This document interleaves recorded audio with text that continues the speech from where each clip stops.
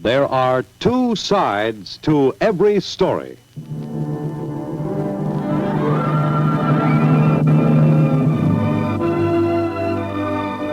The National Broadcasting Company presents the vivid drama of life itself. Broadcasting's original program of mediation. The Court of Human Relations. And now, the man who has familiarized millions of people with the idea of mediation helped to make it a creative force in American life. A.L. Alexander. I think it is one of the strange truths of life that the obvious is often overlooked.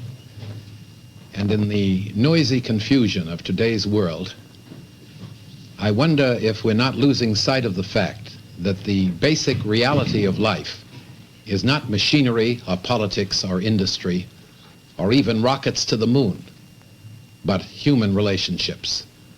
The association of a man with a woman, of a parent with a child. Man is skilled in the arts. He has learned how to harness the lightning, to ride the wind, to read the stars. But the art of living peacefully together remains the great riddle of existence. It's been said that any person who finds happiness in his relationships with other people is a successful person, even though he has failed in most everything else. You are about to witness an actual mediation proceeding dedicated to happy and harmonious human relations. The intention is to take a conflict that has timely interest and wide application, cut through to the basic issue, and determine what is just and reasonable and fair. Now we welcome the distinguished mediators whom these people have elected to serve as their impartial judges in these matters of controversy. One of the most active and inspiring careers in America, famed author of The Power of Positive Thinking, Dr. Norman Vincent Peale. Noted authority in the field of education and social ethics, president of Adelphi College, Dr. Paul Dawson-Eddy. A figure widely known for his establishment of happy and harmonious human relations, Dr. Ralph Emerson Davis. Gentlemen, this is case number 9402. It's a challenge to the wisest consideration of this board. You are the complainant? I am. Now suppose you tell us what this is all about. About a year ago, I met this man who seemed to be just what I had been looking for. After our first date, he told me that he had been married, was separated from his wife, and had custody of the 2 children. I told him that I had never gone out with a married man and wasn't interested in starting something like this at the present time. Well, did you see the man again? No, I did not. And what happened? Did he call you up? Yes, he called me on the phone and told me that he had started divorce proceedings. But I told him that until he got his life straightened out and made up his mind what he was going to do, I was not going to see him. And what is the situation now? Well, he already has his divorce. It has become final. We started seeing one another, and I grew to love him and the children very, very much. We have become engaged and are on the verge of a marriage. But I feel that a marriage where there are 2 mothers cannot work out. And is that why you're here? Yes, I am here to have it settled. That You feel a certain sense of caution about going into it. I do. You love this man very much? I do. And what were the qualities that attracted you to him, if we may ask, very briefly? He was very, very sincere, very considerate, understanding, had a very good character. Yes. Well, sir, why are you so confident that a marriage between yourself and this young woman, in view of the situation as she explains it, why are you so confident that it will work out? Well, I think she's making a mountain out of a molehill. When a wife walks out and leaves a father with 2 children, with not caring for their whereabouts or well-being, she wouldn't have the nerve to come back and face us again. You think she'd be ashamed? She certainly would be ashamed to face a girl like this that is taking over the motherly duties that she should be fulfilling right now. Well, is there anything that you're holding over this former wife of yours that makes you feel that she'd be reluctant to re-enter the picture? I am. Would you care to state what those reasons are? Not at the present moment. Don't you feel that there are certain hazards in a situation where there are two mothers, the natural mother and the woman you marry, who is the stepmother? Well, ordinarily, in some cases, I'd say you were right, but knowing my former wife as well as I do, I don't think there was any difficulty whatsoever. But what guarantee am I going to have that she won't show up? I mean, a woman who comes in and causes disturbances and riots, she can come in at any time, and what kind of a marriage are we going to have? It'll be a marriage based on fear that she's going to walk in, and it won't be a happy marriage. And I'm not going into a marriage with the thought of getting a divorce. I'm going into a marriage to make a marriage, not to end something. Gentlemen, I think it's reasonable, don't you, that we hear from the mother of the children and the former wife of this young man. Suppose that we hear from the mother.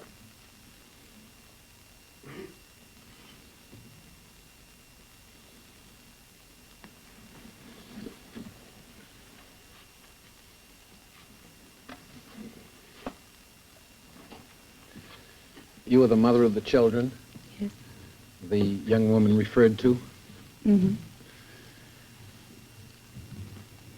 You know, I think it's rather hard for anyone to understand, and the reason that we're here is to clear up some of the confusion that exists. I think it's rather hard for anyone to understand why a mother would walk out on her children. Well, I was very emotionally unhappy and frustrated. I'd been unhappy for a very long time. We just didn't get along. And I just saw no way out. And in a rash moment, I just left. Well, when you say you were unhappy, Yes. upset, why? Because we didn't get along. We just didn't have anything in common. And if I tried to explain it to him, he just said it was... He just didn't listen. Were you virtually strangers under one roof? Yes. Did you feel that he had any understanding of you or your problems? No. I don't think so, because I told him I wasn't happy for a very long time, and he just shrugged it off. I mean, he felt there was nothing to do about that. I had all the material things in life, and what else would I need? Well, do you think there's more to life than material things? Oh, yes. And you left. Well, would you explain, was this a sudden thing? Well, it'd been building up to it, because, I mean, I just didn't see any way out, and we'd fighting, and it got to a point where we just fought day and night. And I love the children very much, but it got to a point where they didn't compensate for the unhappiness that I was having. Well, do you think that the children should have suffered because of your difference of opinion with your husband? What did it all have to do with the children? Well, I didn't walk out on the children. I just left him. You walked out on your husband, not the children. Yeah. Well, you haven't been very consistent in your visits. We understand that you have the rights of visitation. Yes. Why haven't you visited the children with any degree of frequency? Well, they were very unhappy, emotional things. Well, what happened? Well, if I'd come there and... I wonder, I know you're under great stress, and we feel very sympathetic, but I wonder if you couldn't talk just a little louder so that we all could understand and be helpful here. What would happen when you visited the home to see the children? Well, he'd say things like, don't you like this other person better than you do your mother? And tell her how much you love this other person. And say goodbye to Mommy because you'll never see her again. And it's better that you don't come and see the children. And things like that. And the kids would cry and I'd cry.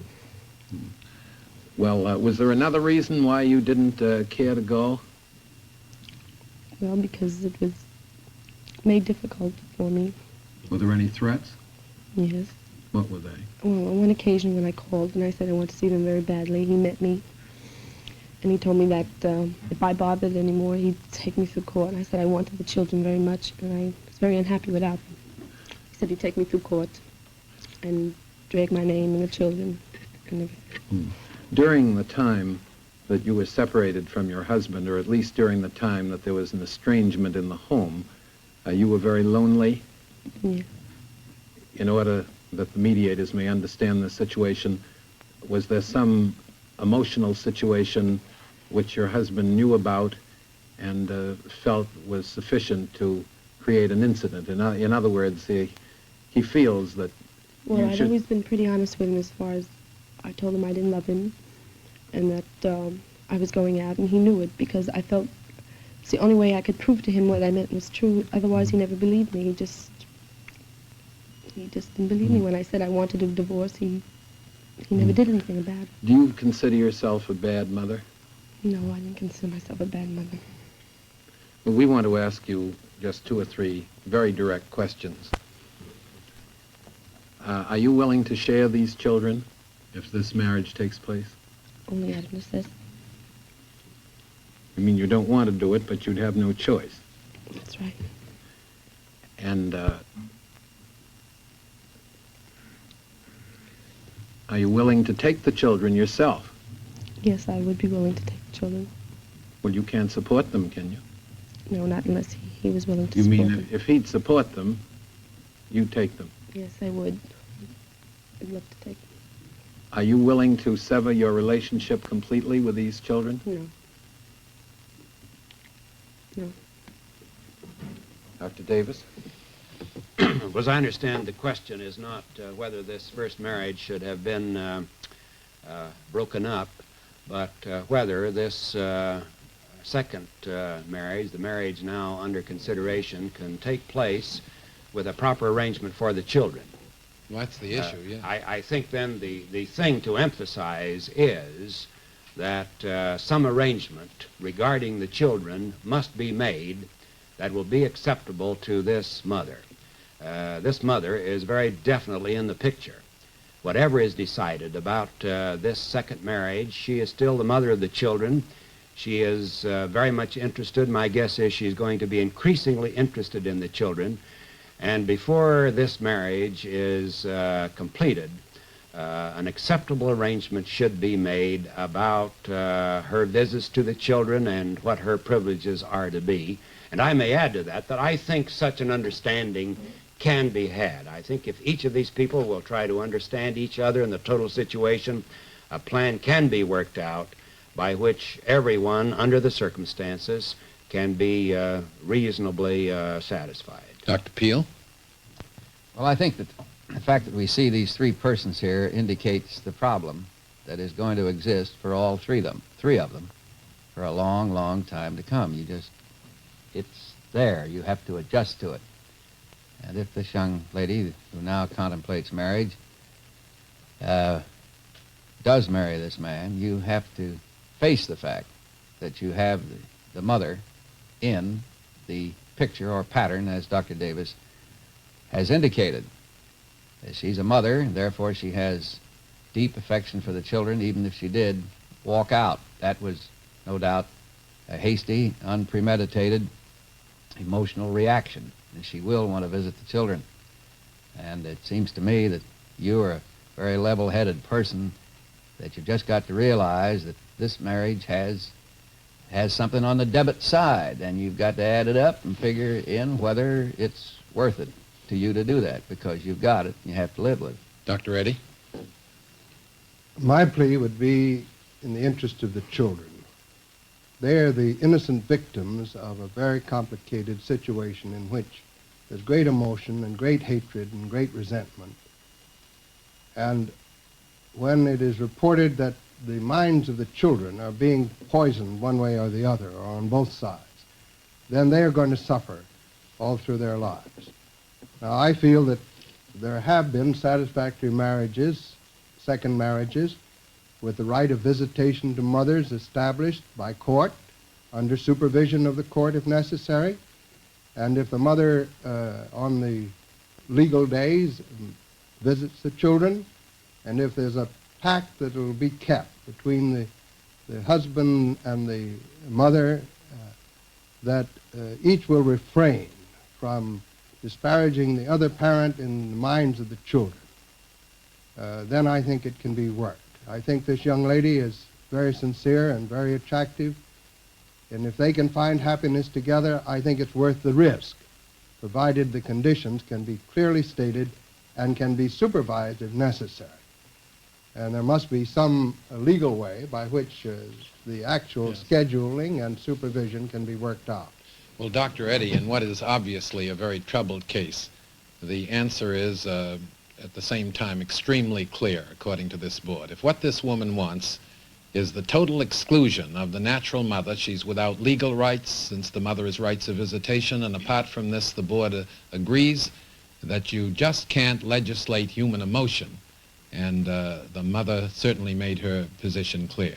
If, on the other hand, this young woman is willing to accept the situation for what it is, devote herself to the children for what she can contribute, certainly the possibility of hazard is reduced, and it is recommended that some arrangement be worked out. If that isn't satisfactory to the young woman who is now engaged, obviously it isn't the thing for her to do. But she must make the decision. Gentlemen, all of us can appreciate the sense of helplessness that comes over a person in disagreement with another when there is no understanding and each feels that the other is completely mistaken. Now, these people have agreed to abide by the decision of this board. This is case number 8095. Now, will you just look at these gentlemen and tell your story? Is it unreasonable for a woman to want to improve her appearance? And would you mind, one of our mediators is a little bit hard of hearing, and I don't think that he can hear you. Yes. You want to know whether it's unreasonable for a woman to want to be more attractive. Yes, to improve her appearance. This may sound ridiculous to you, perhaps, but the fact that I'm not attractive and that I haven't been pretty most of my life has made me unhappy. And my family doesn't approve of plastic surgery. I believe that plastic surgery could help me. Do you think it could be the means of completely changing your life? Yes, I think it could change my life for the better. Well, I think this issue is clear, or at least will be when we hear from the respondent. What is the relationship of you to this complainant? She's my sister. And how do you feel about this, sir? Well, if it wasn't for the respect that I hold you, Mr. Alexander, and the panel, I would say the whole thing was silly. Silly? Silly. Why do you say that? Well, I don't care what people think of my appearance, my looks, and I think that anybody who worries so much about it is foolish. Do you consider your sister's appearance to be unattractive? Not at all. I consider my sister to be very attractive, but even if she weren't, if I had a nickel for every unattractive person who was a success in this world, I think I'd be close to a millionaire.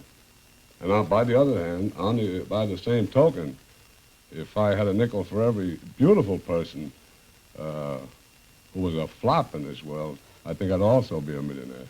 Well, what do you think this is, this idea of yours? I think the whole thing is an obsession and has been. Well, as a practical matter, can you tell us specifically how you have been handicapped? Yes, for one thing, I've had an unsuccessful marriage, which I don't think would have happened if I had been an attractive woman. We had to travel around quite a lot and meet a lot of people. And in every gathering, my husband always compared me unfavorably with the more glamorous and desirable women in the group. Did he make remarks about your appearance? Yes, he always made derogatory remarks about my nose. And in any gathering, I always felt inferior and therefore became silent and miserable. And do you think your marriage might have been saved? Yes, I do think so. Now, how about business life? Well, I have found it a handicap in business, too, because in these moves that we've made, I've always had to go out and find a job.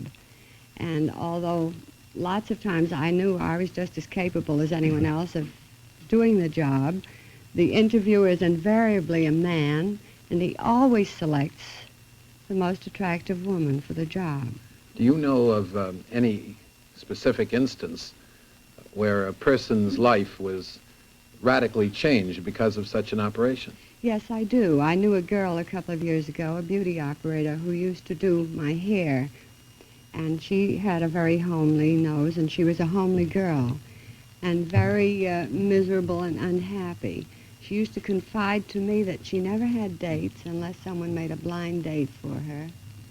And then it ended disastrously, usually. Do you think the mediators might be interested in a picture of that young lady? I do have two pictures of before and after, which I would like you gentlemen to see and decide for yourselves. Gentlemen, here is the picture of the person beforehand And here is the picture of the person afterward.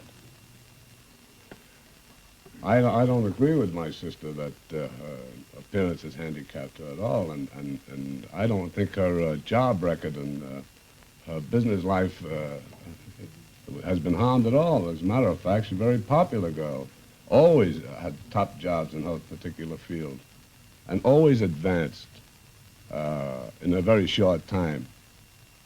My brother isn't aware of the humiliations and frustrations I have gone through looking for jobs. And the fact that every woman wants to be attractive and that everybody spends money to make themselves more attractive, well, why not plastic surgery if it would change my life, and I do believe it would. Well, sir, we'd like to ask you this question. Do you think that you'd like your sister to be more beautiful? I'd like her just the way she is. I think that that plastic surgery, personally, my own idea of it is that plastic surgery infringes on God's handiwork.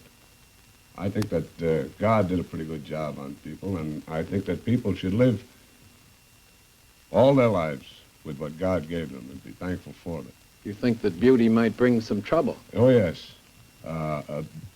As a matter of fact, she has a very wonderful character and personality right now. A change in her facial features that make her beautiful might also have an adverse effect on her personality. In what way? Well, offer more temptations. A beautiful girl, in my opinion, is more open to temptation than one who is an average, attractive girl. In other words, a girl's nose isn't exactly what you're... No, I never, if I'm interested in a girl, I'm certainly not interested in her nose. Yes. Excuse me, but you wouldn't perhaps get interested in a girl if she didn't have a pretty nose. Well, I disagree with that. I would look further beyond her nose. Most people don't bother to do that. Dr. Eddy? Well, I want to say, first of all, that I think I don't pose as a spokesman for God, but I assume that the power in the universe that's interested in us all, as we believe, really wants us to be as attractive as we can. And I think that if this young lady feels that plastic surgery would be helpful, I know nothing about plastic surgery, I assure you, but that if she feels that it would help her, then she has the right to seek that improvement in that way. Dr. Peel, do you go on with that? Well, these are two very interesting persons. The brother here is somewhat of a philosopher, and I like to hear him expound his views. Plastic surgery is a scientific profession. I happen to know some plastic surgeons, and I also know some people who have been benefited, I think, not only physiologically, but psychologically by these operations. But I should like to say to the sister that this inferiority feeling will not be corrected by changing the nose. If you had the nose changed, this deep inferiority would break out at some other point. You would have an obsessive idea about something else, I feel quite sure. Well, doctor, then are you or are you not in favor of this operation? Well, as I look at the young lady, when she came on, I'm no authority in feminine beauty, but I thought she was a very nice-looking person. I still think so. I see nothing wrong with this nose. Well, really. She feels that there is something wrong. I know she does, and I think that if, as a mature person, she wishes to have an operation, she has a right to do it, and perhaps she might be benefited by being herself. It may be that this inferiority that she has is an unconscious desire to be dominated by somebody else. If it isn't her family, it would be someone else. But I still don't believe that the operation would cure the malady under which you're suffering at the present time. Are you against the operation? Not against it. I think that she alone has to decide it. I don't believe it would do everything for her that she expects. Dr. Davis? Well, I must agree with all of the men around this table that the lady does not seem to be unattractive. If I had to argue on one side or the other of that, I would much rather argue that she is attractive rather than unattractive. On the question of the plastic surgery, I have no objection to that, assuming, of course, that it is done by competent persons, and after further thinking about it. I feel that as human beings, it's our duty to make our bodies, our physical appearance, as attractive as possible. We have blemishes taken off of our skin. I hear that men go to barber shops to have their hair cut, and that's to make them more attractive. Women go to beauty parlors in large numbers, and I think all of us are glad to have them go. Feet are operated upon and hands are operated upon regularly, not merely to increase physical efficiency, but to improve the attractiveness of the human being. It has been said that the human body is the temple of the soul, and if that's true, it seems to me it's quite legitimate to do anything within reason, always, of course, within reason, that will tend to make it more attractive. Well, thank you, Dr. Davis. Mr. Alexander, let me agree with my colleague Norman Peale in saying that the real problem is not the nose. The real problem is more deep-seated, and that if before the plastic surgery she could secure help to build up her ego and her appreciation of herself, I don't think the plastic surgery would be necessary. And I'm a little afraid that just the plastic surgery alone will not be a solution. Well, it would seem to be the wisdom of experience that plastic surgery can be helpful, and that if this young woman feels that that would give her a sense of well-being and bring greater happiness to her life, the board has no objection. But it is the majority opinion of this board that before that extreme step is taken and she actually undergoes surgery, that she attempt to get help otherwise, and then if at the end of that time she's satisfied that she still wants the operation, you will go along with her and give her your blessing.